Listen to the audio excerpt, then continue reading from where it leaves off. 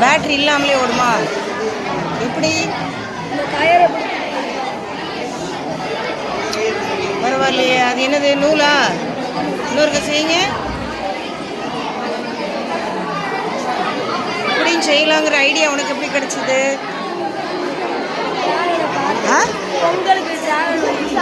உங்களுக்கு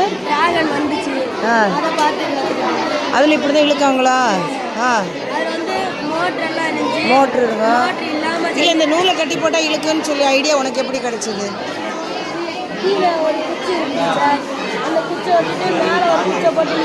நீயா தான் கற்பனை பண்ணினியா? சூப்பர். அதை காட்டு, அந்த குச்சி காட்டு. அதில் வெட்டி